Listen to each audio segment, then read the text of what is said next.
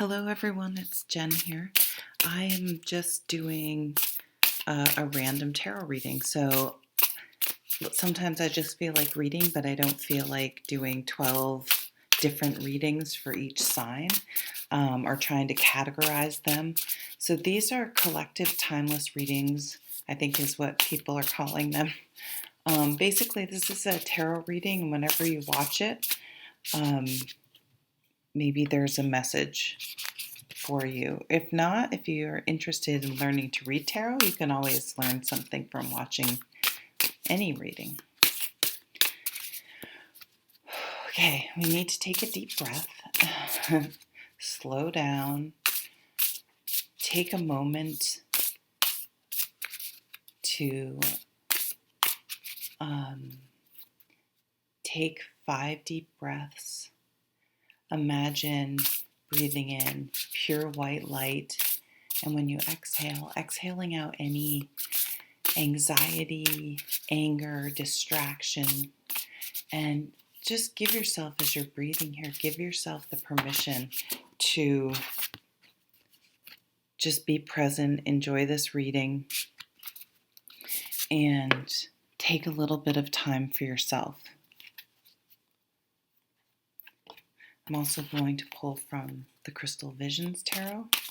The Light Seers Tarot is what's dealt out already. So keep breathing, maybe even close your eyes for a bit.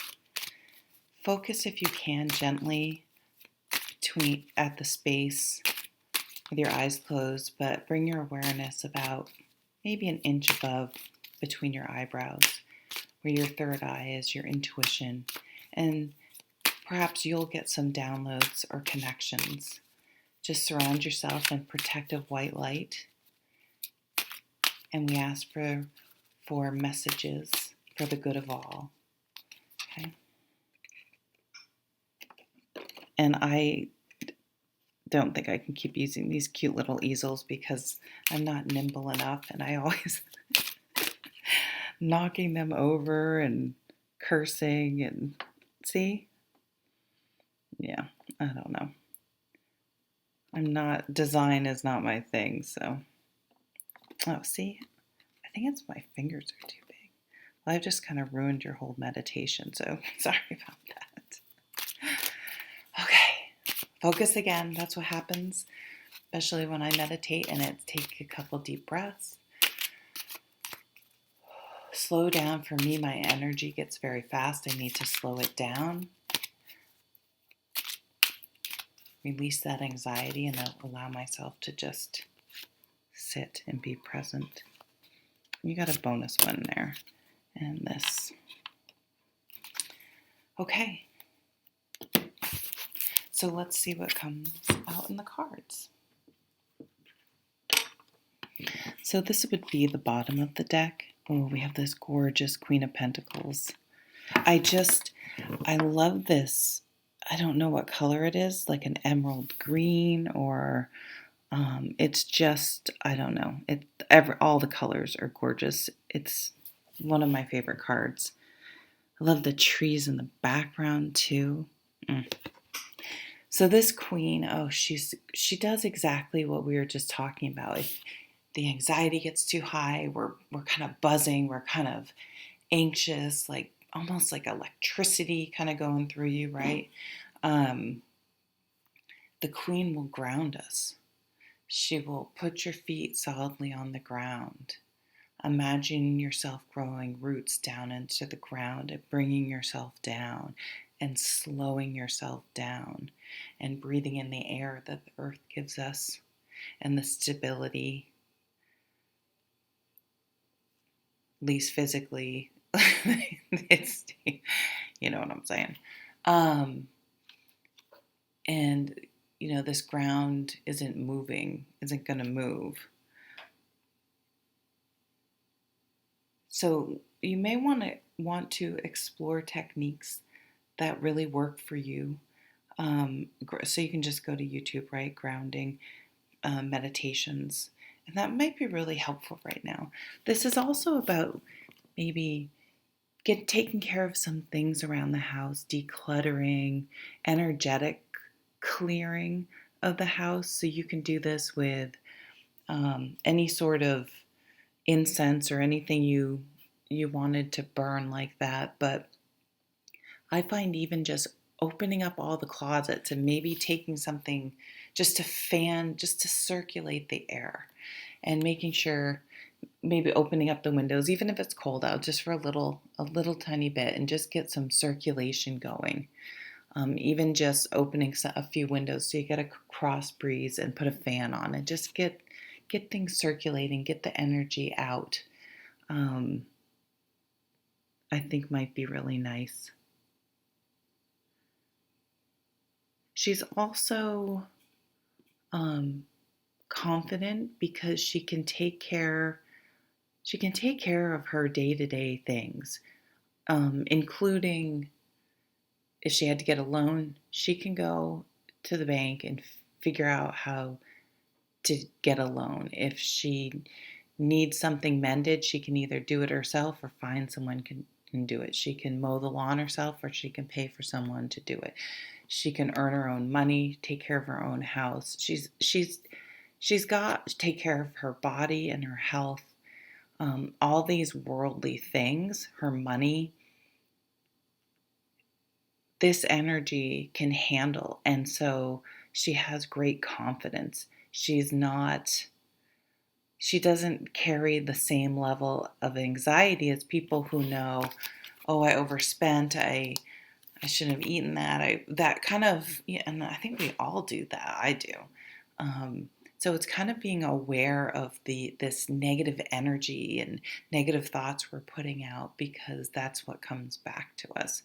And she's going to give, this queen is just, again, grounded. She gives off the energy of stability, being okay where you are, because things just keep turning. The wheel just keeps turning. And so she is the epitome. I was looking for my incense stick, but it's actually burning. I usually use it as a pointer. So anyway, I'll just use a pencil. So she's learned, if you can stay centered in the center of the wheel, yes, sometimes you're not on top, but you're also not falling into the water and falling off the wheel completely, or climbing up one side or hanging on.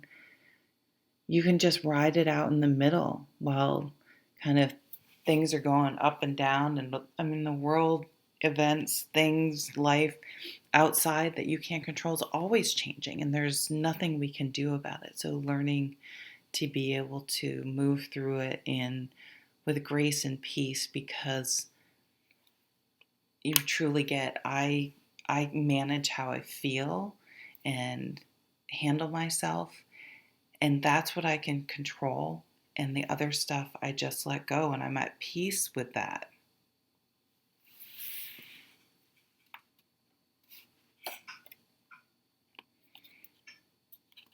The Wheel of Fortune's also karma. Look at this gorgeous Empress card. Talk about Mother Earth. So for me, the Empress, all the queens report to her, but she is Mother Earth. She is most connected with that Queen of Pentacles to me. This is pregnancy, abundance, fruitfulness, giving birth to something that could be anything, a project, to bringing home a pet, to an actual birth of a child or notice of pregnancy. It could be concerning yourself with matters of the earth. It can also be really working on ways, again, you're really working on staying grounded, staying mindful, staying appreciative. You may start noticing or tracking the cycles of the moon, and maybe into astrology or just astronomy, because that was always a favorite of mine. And obviously astrology is based off of what's really going on in the night sky, whether astrology is real or not. I'm a tarot card reader, so I'm not saying anything. I love astrology, but world travel, you may be thinking of moving. maybe even somewhere out of your own country, or if you move across the country in the state, you move pretty far. So she's receptive energy. She allows, she doesn't demand or force. She's more accepting of allowing things to organically happen, whether this is in a relationship or a creative project. She is steady and supportive, but doesn't force or make demands or have expectations. And it doesn't mean she's a pushover by any means. Again, back to that, you can only control yourself. And even allowing her kids, if she has children, to live their own lives, to guide and support and be there, but allow them even to make mistakes sometimes, because it was their lesson to learn, instead of trying to control and protect so that they miss those opportunities. And look at the Six of Wands. That your success will come from the grace. This came up not too long ago with a coworker. I think I had said it in one of my readings, but we were talking about a Nobel Prize winning scientist for not the work she won the Nobel Prize for, but for a different paper. She had to retract the paper because they didn't collect the data cleanly enough and it wasn't reproducible, whatever. So we were talking about her, and she very publicly retracted her paper and said, hey, I didn't do my job, and ethically the right thing to do was to retract the paper. So it isn't that people don't make mistakes, but the grace and the integrity with which she handled it allows her to move through that, publicly. It was very public because she was a Nobel Prize winner, but she did the right thing. And I guess I have nothing but respect for her. You know what I'm saying? So it's the integrity. It's not that some people don't fuck up here and there, but it's how you handle it. And then how do you continue to move forward? And if you can always sort of keep that perspective, it will be very successful for you. Any new creative projects or any sort, I shouldn't just say creative, because I think that makes people think just art or something. And it could be, you could be creative in the way you solve math problems. I mean, it doesn't have to be the fine arts, quote unquote. It will be successful if you allow it to evolve a little and not get stuck on this is how it's going to be, and recognize that sometimes if things sort of veer off the planned path, it could potentially make it even better than you realized if you're open to things like that. I see your finances really improving. You may be offered a promotion. This is a Leo. Leo's everywhere lately. I just love it.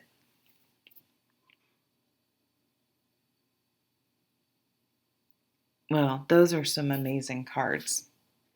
Also will be like the Tower and the Nine of Swords. The Justice card. Contracts. With Six of Wands and Justice, that's legal wins. She's Libra. This energy is very balanced. Make sure she thinks about things and looks at it from different perspectives before she makes any sort of decision. It's fairness. It can be karma as well. Kind of the Wheel of Fortune and Justice, for some reason, both have a bit of karma to me. Balance, reflection, inner reflection. I see you really thinking about something, and again, being so appreciative and so feeling just very lucky with something that's going on. Really being able to count your wins, even if they're wins that no one else knows about. Those are the most important, the ones that you know on the inside was a big deal for you to break that bad habit, or um, or let that person go, or choose yourself and your integrity over when it was hard to do that because of maybe other people pressure or something. That confidence from handling yourself with grace and humility. Temperance, balance. So 2 cards of balance. Temperance is Sag, with some Libra, Sag, Leo, and then a lot of Earth over there. Balance. Mixing and matching. The Justice card doesn't become perfectly balanced at the first try. So she's mixing and matching and mixing and matching, and fire and water. And she's on the earth though. She's sitting on the rock, but she does have dipping a toe in the water. So if you haven't dated in a while, you may be dipping your toe back into that. But you're still, the butterflies mean transformation. We have another lotus here with the Wheel of Fortune, of staying centered and grounded and balanced. But it takes some, mixing it here. The sun's just coming up. Just caught it out of the side of the corner of my eye. It just reminded me of that Jewel song, Am I Standing Still? So, or are you passing me by? Anyway. Awakening. The grounding energy, though, is just so much and so good and positive. It's just like a comfort, like a weighted blanket type of thing. It just, you feel the anxiety's less. Yeah. Feeling more balanced. But you don't get balanced and you check the box and say, yep, I'm balanced. Good job. It's part of your everyday life. And here's the Queen of Wands. So one of the we have another queen too. So lots of the receptive energy, the allowing energy, the flow energy. Instead of trying to demand things go a certain way, or direct things, I guess, direct things. A mature fire sign. So the Queen of Wands, when she's excited about something and she's passionate about something, it's creativity, enthusiasm, inspiration, again, passion, she doesn't waver. And the same thing we were talking about before, if there's blocks in her path or roadblocks, she uses them as a challenge, as an opportunity that turns into an opportunity to maybe make things even better. Oh yeah, I learned that. I gained wisdom. Now I'm going to keep going, and I'm going to keep experimenting. And if I run into some sort of problem, I'm going to see it for what it is, and then be better for having gone through that experience. And I'm still going to maintain my enthusiasm because I'm so lucky and happy to be able to get up every day and see the sunrise.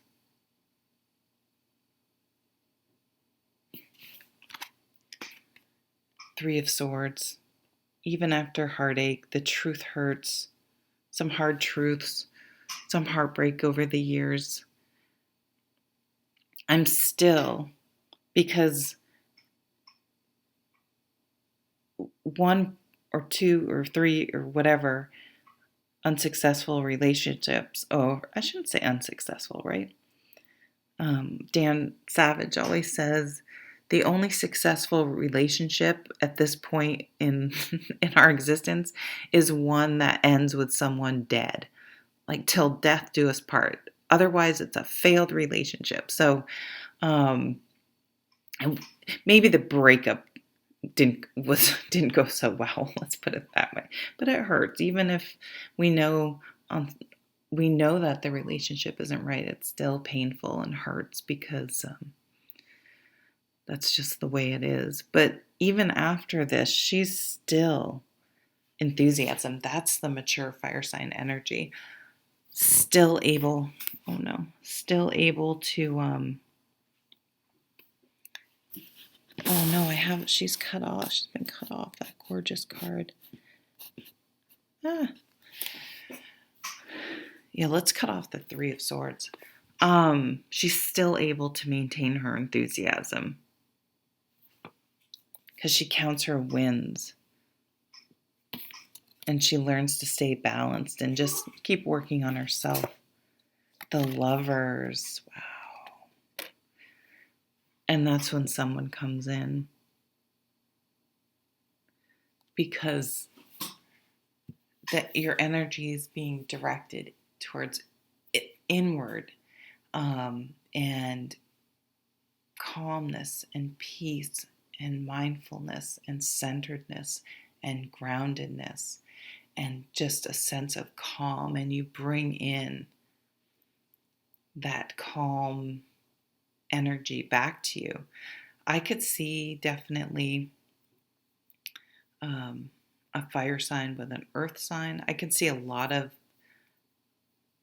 someone with strong earth, but it could be anyone, absolutely anyone. But it's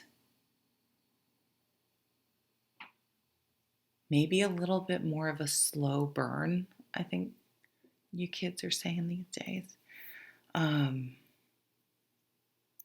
Slower, a slow burn, but so much deeper, and stable, and all those things that really mean it could be really sustainable in the future.